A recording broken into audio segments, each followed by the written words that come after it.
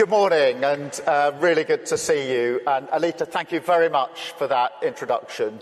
Thank you to all of you here for joining us today. And can I take this early opportunity to thank all of those that work behind the scenes to bring this event together and allow us this opportunity to discuss. So thank you very much to them.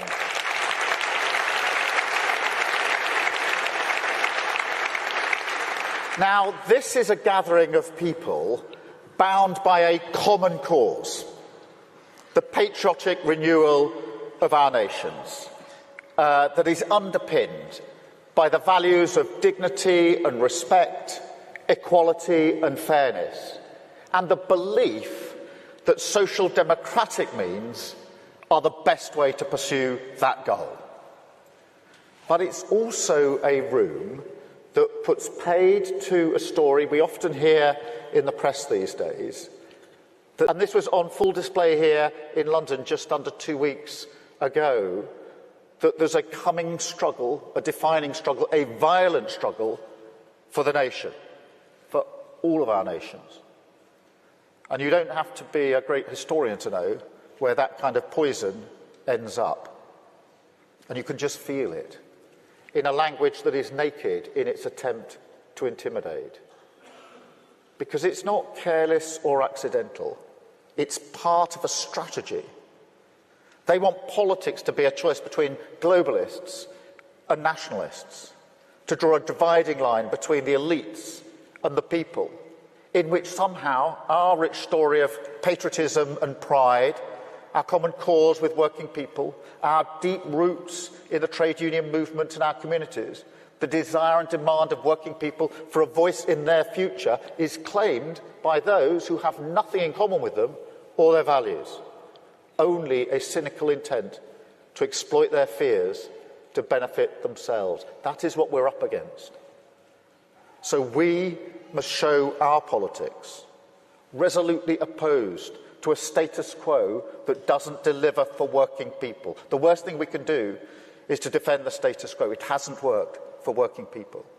We must be determined to deliver change in their interests. Patriotic renewal, rooted in our own national stories, restoring pride where people live and work. We fight for our values, decency, tolerance, respect, and most importantly, we focus on the countries we can become through renewal, national renewal. But in Britain, it's illegal migration. And I suspect that may be the same in a number of other countries. For too many years, it's been too easy for people to come here, slip into the shadow economy, and remain here illegally. Because, frankly, we've been squeamish about saying things that are clearly true.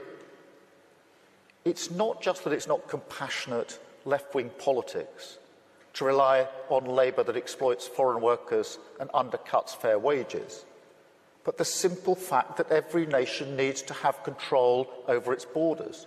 We do need to know who is in our country. Our immigration system does need to be fair if we want to maintain that binding contract that our politics is built on. Otherwise, it undermines trust, undermines people's faith that we're on their side, and their belief that the state can and will work for them. And that is why today I am announcing this government will make a new free-of-charge digital ID mandatory for the right to work by the end of this Parliament.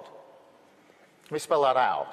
You will not be able to work in the United Kingdom if you do not have digital ID. It's as simple as